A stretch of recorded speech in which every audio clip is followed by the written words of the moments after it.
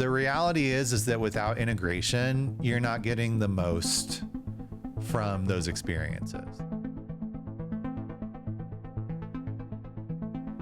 When it comes to self-development, no matter the method you use, the vital point is to practice. If you're ready to transform your life and claim the potential inside of you, then you're in the right place. Welcome back to The Vital Point.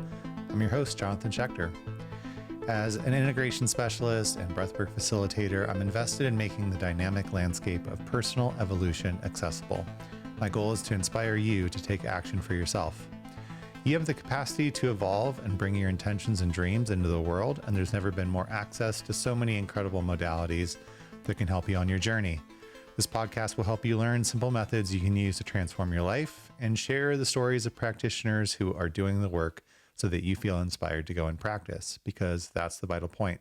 Before we jump into today's show, if you're enjoying the podcast, please leave us a 5-star review. It's an easy, free way to support the show, help more people discover these simple, life-changing practices.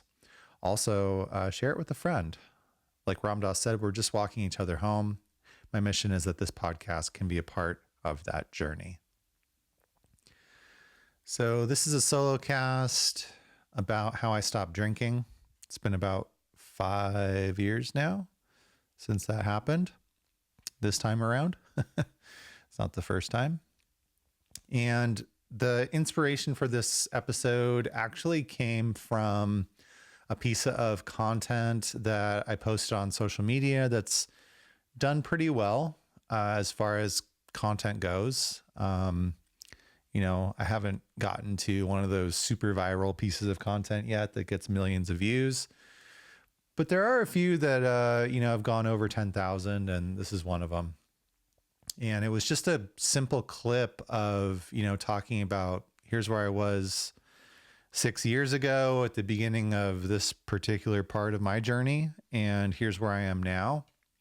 And it's gotten a lot of comments. I'm always appreciative that people are resonating with content that I put out. But there was one comment in particular that really caught my eye when it was like, how'd you stop drinking? Did you have withdrawals? Like, what did you do? And my initial response was like, wow, this is too big of a topic for just like, couple sentences.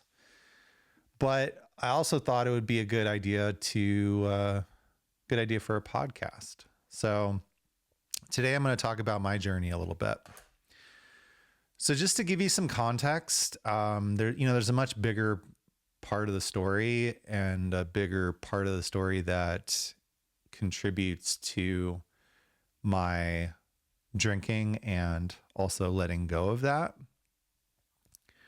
But just to keep it succinct, you could say that the current chapter, if you will, of the journey that I'm on started at the very end of 2018. In fact, you could probably say it started at the beginning of 2018, but didn't start to actually bear any fruit or see any changes until the very end of 2018. And at the end of 2018, I left my marriage, and being on my own, trying to recover from a lot of grief, a lot of heartache. It wasn't easy to leave that situation for a variety of reasons.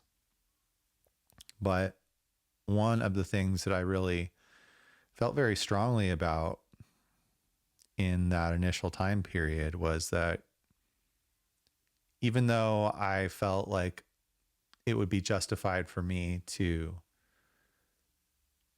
behave like the victim, to say, well, this was her fault.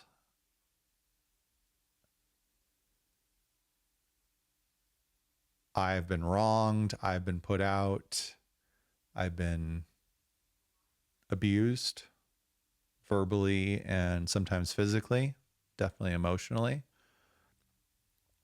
It would have been easy for me to do that. And I didn't want to. I didn't think that that was right. I wanted to take accountability for myself, that even though I was in this situation, even though I had suffered the slings and arrows, as the saying goes, that I also played a part in what happened. And if nothing else, that I had stayed in the relationship for far too long, that there was something there to look at within myself, that there was a lot of grief and pain to heal. And maybe most importantly, that I wanted this moment to be a turning point. I did not want to end up back in the same type of a situation with the same type of partner. And even though my two major relationships up to that point, in certain ways, they were both very different people. But in other ways, there were similarities that I was seeing, especially as far as their own histories. And so for me, I wanted to make sure that I didn't end up with the same type of person. And I knew I needed to do some work on myself. And so that's kind of where we start. And at that point, this is let's say the beginning of 2019, just to make it easy. At that point, I was basically ready to give up drinking. But I don't want to give the impression that I just woke up one day and was like, oh, this is part of the problem, and then I quit. Actually, the process to quit drinking alcohol took several years. It started in 2015. And in 2015, I went to the Movement Music Festival, which is primarily a techno music festival in Detroit, in May, Memorial Day. And I had eaten a decent amount of mushrooms and was also drinking pretty heavily. And there was this night, there was a lot of like thunderstorms and lightning, and the festival kept getting sort of temporarily shut down because of the weather. And every time that it would get shut down, we would either go back to the room or go to a bar and drink. And there was two things that happened that night. One was, I didn't really know this until the next day, but at least for me, mushrooms completely suppresses my tolerance for alcohol. And I kept drinking and drinking and drinking. And I woke up the next day with the worst hangover of my life, as well as a pretty clear sort of message of, oh, you need to stop doing that. And the other part was, and this is a little bit more subtle, but that night there was like a part of my personality that emerged. And I'd only really experienced this part of myself one other time during a mushroom journey. And I think looking back on it, it would pop out at different times, albeit in a much shorter fashion, when I would really be drinking to excess. And it was a very dark part of my personality. It's a part that I can't say that I'm very proud of. It's just, if I had to really explain it quickly without going too far off the deep end, it is a part of me with like limitless darkness. It's like a dark pit, or, you know, like a deep ocean that just, you can't see the bottom. It goes down a lot further than you think. And it's almost overwhelming in just the sheer darkness of it. And, you know, that original evening at the festival, I just embraced it. I really let myself like sort of get taken over by this part for pretty much, you know, the whole night. So hours and hours. And that in itself was a really interesting experience.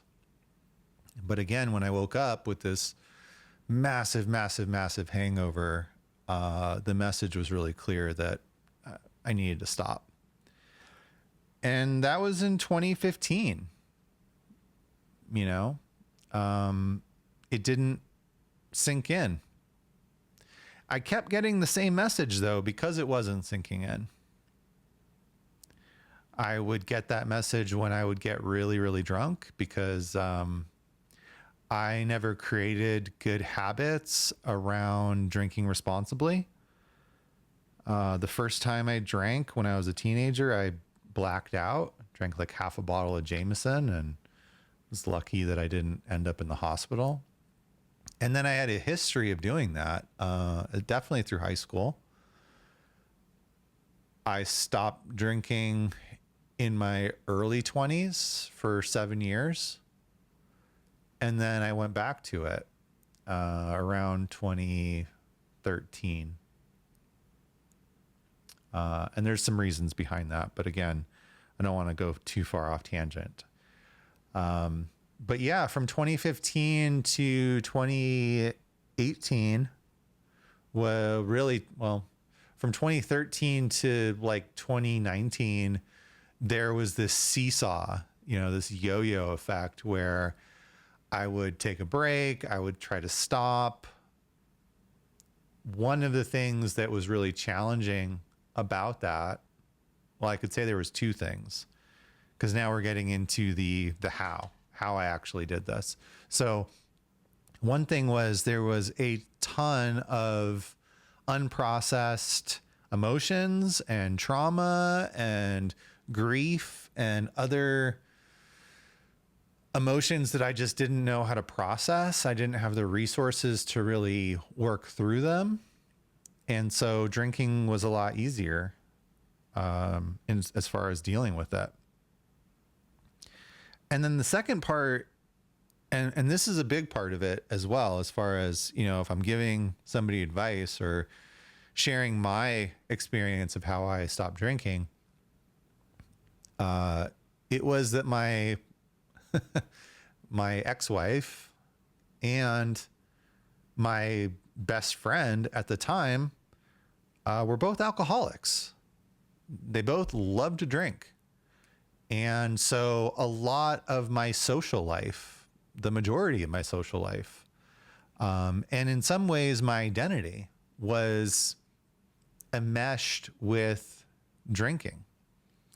And, you know, in a way, it's a very subtle thing that the mind can do to justify its behavior. It's like, oh, well, I'm not an alcoholic. I'm a connoisseur. I want to go out and I want to try different types of beer and have flights and, you know, be really well versed and, you know, well educated and have a really defined flavor palette and try new things. And for a while, you know, that was a big part of my life, was like, you know, work all week and then, you know, a few times a week after work, go out and, you know, drink the exciting beer, you know, really amazing craft beers, IPAs and sours and really strong stouts. And then on the weekend, you know, go find what brewery has these amazing beers that I really love and You know, it was like, oh, this is an experience. I'm not just sitting in my house, like drinking like a handle of vodka or something like that. So I must not have a problem. Even though in the back of my mind, you know, pretty much the whole time was this recurring message that would come up definitely when I would take mushrooms of like, yo, you got to stop doing this. And then this back and forth of like, I've heard this message. I've heard it several times and I don't know what to do. You know, like I said, I would take breaks. I would cut back. I'd, you know, practice moderation, blah, blah, blah. But between my own unhealed parts and the environment that I was in, didn't really stick. So that's one thing that you can do. If you're looking to make a major change in your life, is get really honest about whether the people around you are supporting the life that you want to live. Not the life that you're living now, but the life that you want to live and the goals that you want to accomplish and the things that you want to do, not necessarily the things that you're doing now. And, you know, the reality is for a lot of people, the answer to that question is going to be no. And you're going to need to look at your life and make some decisions about what's going to change. Because the reality is that those people aren't going to change just because you want to change. In fact, there's a good chance that they're going to get resentful of you for changing, either because they're afraid that they're losing you or that your growth and your change is reflecting parts of themselves that they're ashamed of or that they're not happy with. And so that's going to create some friction, or just that, you know, they're not ready. And if you don't want to do it, they're much happier being in their misery or their situation, depending on how you want to look at it, than, you know, being friends. It's, you know, I'm not trying to depress you. It's just a reality. So that was a big part of it. And then, you know, for me, to go back to my story, I still was not all the time blackout drinking, but definitely drinking to excess, drinking to the point where I would throw up. Definitely a few times of, you know, blacking out within that. And every time that would happen, it was just, I would get so upset, so depressed with myself. There'd be so much shame of like, I mean, God, like how many times have you done this? Why can't you get it together? Like, why do you keep repeating this cycle?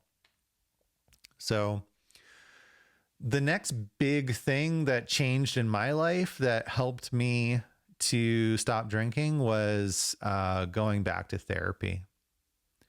I really think that therapy, especially if you are in a place where you're trying to make a major change and it's not happening on your own, get some outside help. You know, work with a good coach, find a good therapist, find somebody that you like can actually resonate with and that you feel like you can work with and you can be honest with. Because a good therapist is going to be honest with you. In fact,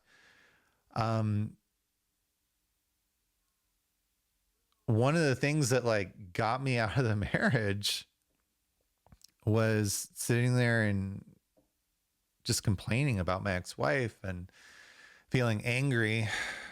And my therapist like looked at me really just plainly and said, so your wife's an alcoholic. And once I was like, yeah, okay. He said, so you're going to be taking care of her for the rest of your life then, right? You're okay with that? And my initial response was yes. And it really wasn't okay. And, you know, as I turned that over in my mind, it eventually created the situation where I could leave. But, there was a lot of dysfunction at that point. Like she would drink so much that she couldn't get up the stairs. And so I used to have this, routine of getting up in the middle of the night, going downstairs and getting her up off the couch and bringing her upstairs and, having to walk behind her so she didn't have to worry about, falling down the stairs because she couldn't make it up on her own. And then after a while, I was just like, screw that. She's a big girl. She can, she's making her own decisions. So if she's going to sleep downstairs, she's going to sleep downstairs. And it took somebody, compassionately but firmly saying, are you cool with that? Like, that's your life. And it's going to be your life unless you decide to change something, because again, she's not doing it.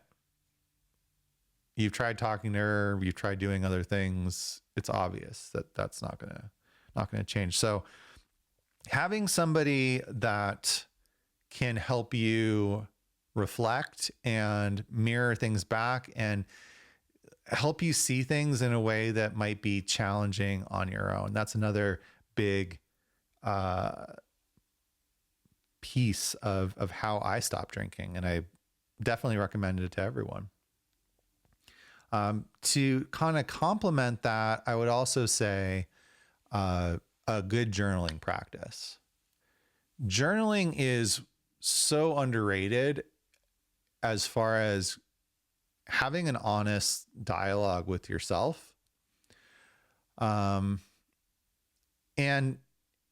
one of the reasons I think it's so important is that I'm going to go out on a limb and generalize a bit.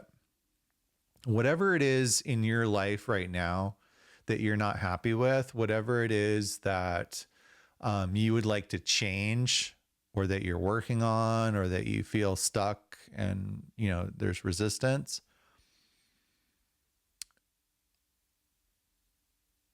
I'm going to go out on a limb and say that you actually do know what to do. It's not that you're completely lost, and it's not that you don't know what you need to do. It's not that you don't know what's wrong.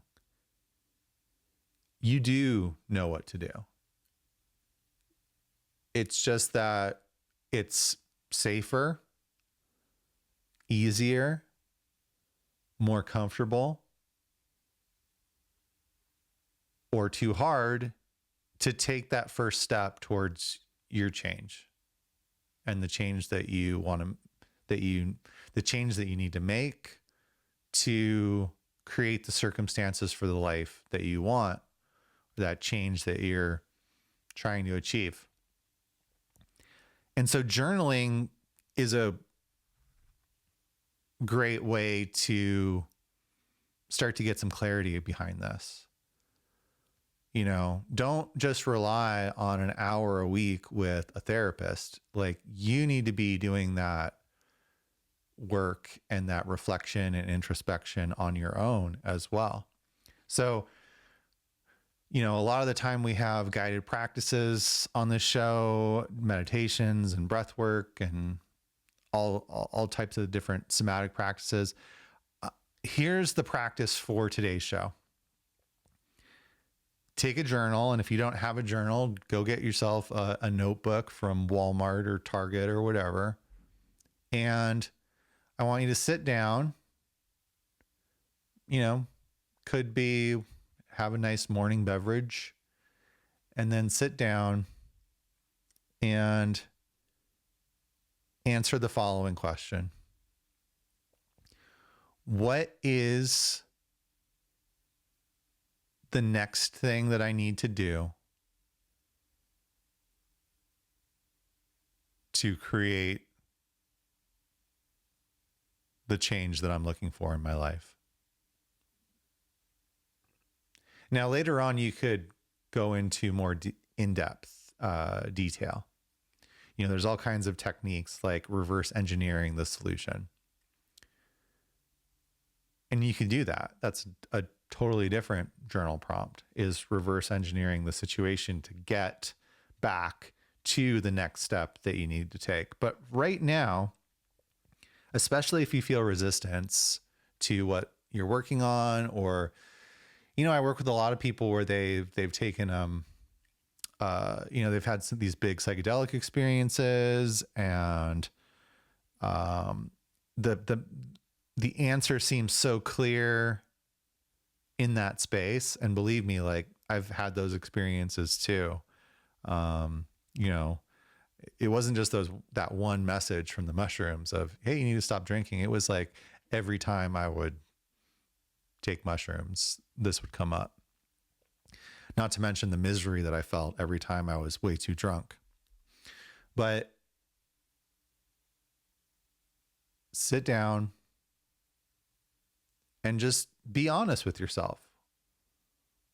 What's the next thing that I need to do to achieve the goal that I'm looking for, that I'm trying to get? And if you don't know that goal, if you don't have clarity on that, then that's what you can journal on. You're listening to this, you're interested in it because it's resonating for some reason. If you're listening to this and you don't have anything that you're working on, you feel like your life is perfect, and you don't have any desire to do any sort of transformational practice, maybe this isn't the podcast for you. But if you're listening to this, I'm guessing that you do have an interest, or you're at least, curious about what things like meditation and breathwork and, intentional psychedelics can actually help you accomplish in your life. So if you don't, you just have a feeling like, something's wrong, but you don't know exactly what it is, then that's the place that you can start. And then once you have clarity on that goal, then again, come back to what's the next thing to do that's going to move the needle. So there's 3 different options as far as journaling. If you don't have clarity on your goal, get some, write it out until you have that clarity. And by the way, just because you have clarity right this second doesn't mean that can't change as you progress, as you start to move towards that transition. That's the first thing. And then what's the next thing that I need to do to move the needle, to move towards that change? And then also sitting down with that goal and reverse engineering it out. When you reverse engineer it, you'll start to see the areas that you do have a lot of clarity on, as well as the parts of it that aren't so clear to you, or that you might need some help with. So there you go. There's your homework for this podcast, and definitely something that was very helpful to me as far as the not drinking anymore. The next thing that I wanted to touch on, and this is really important as well, and then it's going to go into the bigger part of what I want to touch on last, is meditation. Not just any meditation. I don't want you to start balancing your chakras, or even doing something like a metta practice, a loving kindness practice. I want you, if you're not already, to start simply practicing mindfulness. This is something that is a non-negotiable with my clients. If you're working with me, you're doing mindfulness, and you're doing mindfulness practice because of how crazy potent it is for transformation. You're practicing mindfulness because it is so powerful as a way to change your life. The first time that I got sober, and I'm talking about, this was back in 2003, 4, somewhere around there, all mindfulness meditation.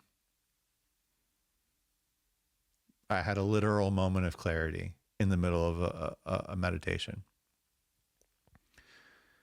Meditators call that insight, but in the 12 step, they call that a moment of clarity. It's pretty much the same thing. And then this time around in the story in which I'm describing, at the beginning of 2018, in the midst of starting to realize that things were not going to work themselves out or end up the way that I'd like, I did two things. I went back to therapy. That was one. And two, I rededicated myself to my meditation practice. I made the goal of I'm going to meditate every day for this year. And by December of 2018, I was gone from that situation because it was not fixable.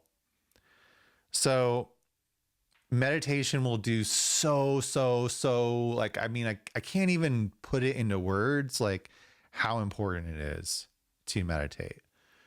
First of all, I talked about how drinking was a part of my identity, or what I considered my identity. And meditation is going to help you separate your thoughts from who you think you are. They're going to help you see your thoughts and be less attached to them. You're going to kind of start to notice the stories that you're telling yourself and the inner narratives and the thoughts that are running your life and your current behavioral programming, and where it's out of alignment. And again, we've talked about therapy and journaling and meditation. Those are all things that are going to show you where you're out of alignment. And then the first thing that we started with, the people and environment that you're in, that is a reflection of what's out of alignment. And once you can see what's out of alignment, then you can change it. It's giving you that clarity about what the goal is. In addition, meditation is also going to help the last thing that I wanted to talk about, which has helped me to stop drinking and continue that for the last 6 years, basically. And that's intentional psychedelics. And what I mean by intentional psychedelics is like not, doing bumps of K at a party. It's not taking random acid tabs at music festivals, which no shade, no judgment, like do you. I've had plenty of amazing recreational experiences with psychedelics and other drugs. But there's something that happens when you're more intentional about the work. And honestly, for me, even approaching it in sort of a do-it-yourself intention, not knowing about set and setting, really, not knowing about integration, just even trying to turn a few degrees towards something that was more intentional and therapeutic really opened the floodgates to this seeing the bigger picture and where I was out of alignment and what needed to change. So psychedelics, but also being intentional about them, spending time afterwards, integrating, having some practices like journaling, like meditation that are going to support that integration. Hopefully having a therapist that is supportive of you doing work with psychedelics that you don't have to hide that from, or that, that they're not going to pathologize or stigmatize you for, wanting to unpack the experiences that you're having. And obviously that's not going to be every therapist, but it is a good reason to work with, an integration coach like myself. It's one reason that meditation is a non-negotiable within my coaching, and it's a part of everything that I do. Whether it's you're coming to a single breathwork session, there's going to be some meditation. You're in my group coaching container. We start with mindfulness meditation and really get that down as a foundation before we move on to some of the more, intense practices. And, if you're working with me one-on-one, you're also going to be, learning mindfulness meditation. So super, super important part of my life, my practice, and what I feel like I can teach and support others with. So, if you're interested in any of those offerings, in fact, we have a new group coaching that's focused on breath work for psychedelic integration and how to get more out of your psychedelic experiences by using your breath. Mindfulness is a big part of that. It's starting up in about a month. So, hit me up if you are interested in learning more about that. Get on the email list, come to the workshops that we're doing. But, if anything in this conversation has sparked your interest, please reach out. Happy to talk with you more about supporting your journey. Without going too far down the psychedelic rabbit hole, the reality is that without integration, you're not getting the most from those experiences. And look at me and my example, the mushrooms were pretty clear in their own way of hey, this is out of alignment. You need to stop drinking. You're not really happy doing this. And it took me, almost 4 years to actually really get that down and have it actually stick and be willing to do those other things that were keeping me in a place that was comfortable, which also involved drinking. The people that I was around, the things that I was doing in my free time, the way that I was dealing with my stress and, just my social life in general. So all those things are a part of my life. 2019 in February was when I made this conscious decision that I wasn't going to get drunk anymore. And it was because, I left the marriage December 2018. And then I spent, a couple months kind of grieving and processing and, out of whack. And through that, it was well, now there's no excuses. Because there's no wife that wants to go out and drink with you. Your friends are going to keep doing what they're doing, and it's unreasonable for you to think that just because you want to change, it means that they want to change. So I'm going to change, and whoever wants to come with me is going to come with me. And some of them did. Other ones were no, just come hang out at the bar and, drink seltzer water or something. And, that only lasted for so long. I invited them to hike. I invited them to ceremonies and sweat lodges and all the things that I started to do that were supportive of the life that I wanted to lead, which was doing more introspective work, doing more healing work, getting more honest with myself, and starting to ask more questions about what do I want out of life. And, you can't always expect that people are going to come along on that journey, and that's okay. Doesn't mean I don't love them. It just means that we're not, walking on the same path together. So journaling, meditation, therapy, really being honest with yourself about what do I want and what are the things that are out of alignment to those goals and the life that I want to create. And then if it fits your particular path, and it's not going to fit everybody's path, working with intentional psychedelics, whether that's microdosing some mushrooms or, finding someone you can work with to do a macro experience and be able to integrate it, going to, a retreat center where you can work with ayahuasca or, another medicine. And then doing the integration work behind that. It's not just the psychedelic. Don't expect that the medicine is going to do the work for you, because it's not. The medicine is a non-specific amplifier. And what that means is whatever's going on inside of you, subconsciously or consciously, but especially subconsciously, it is going to amplify the heck out of that. It is going to make it so loud and so unavoidable. It's going to really put it in your face.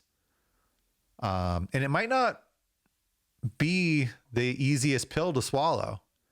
It's probably going to be uncomfortable to like have your own mind, if you don't want to acknowledge that the medicine has its own spirit, but that's a whole nother podcast.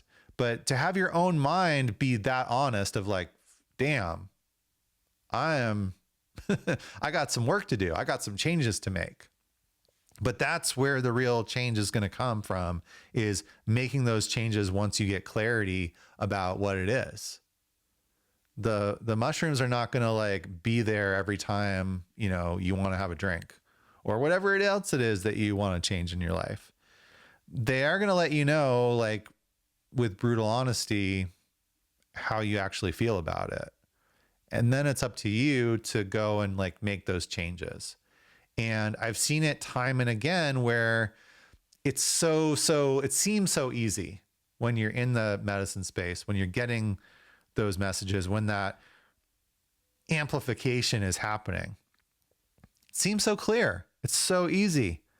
But then the day after, or the week after, the month after is when the rubber actually hits the road, and when that resistance starts to come up because the habits that you have are so ingrained. And that's literally why I started to do the work that I'm doing now, is because I went through that same cycle too of like, oh, this is so clear, but if it's so clear, why isn't there any change happening? And the methods that I use in my coaching and that I share with others are what's worked for me. And now I've seen them work with other people too. So it's not that I'm like, buy my widget that you've never seen before because, this is what worked for me. No, it's basic stuff. And that's, maybe that's like a good note to end on, is that oftentimes what you need to do, it's not exotic. It's not very novel. It's the foundational stuff.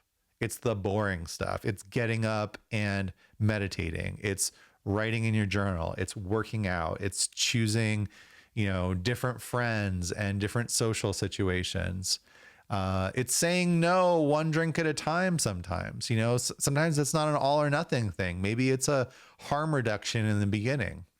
I certainly went through that as well. It was like, okay, well, instead of drinking 5 days a week, what if I abstain one day? And what does that do? And how does that make me feel? Oh, actually, I feel better. Okay. What if I abstain 2 days a week? What if I just take a break for the next month? But then I also noticed from taking a break that there was this obsession around the drinking. It was like, well, are you going to abstain today? Or are you not? Are you going to go out? Are you going to do this thing? Oh, that brewery has that beer that you've been waiting for. All these different things. And this actually came up a year ago. We went on vacation to San Diego, and I hadn't been to San Diego since I had been married. And when I was married, a big part of what I would do in San Diego was drink amazing beer. And so I found myself like not really knowing what to do. And then these thoughts started to creep in of like, well, okay, you haven't been drinking now for 4 or 5 years. Like, what if you just enjoy yourself while you're on vacation? And as I kicked that around in my mind, you know what ended up happening? It was like, I don't even want to open that door, because right now I don't have to think about it. I know that I just don't drink. It's not even a decision. It's just There's a firm boundary there.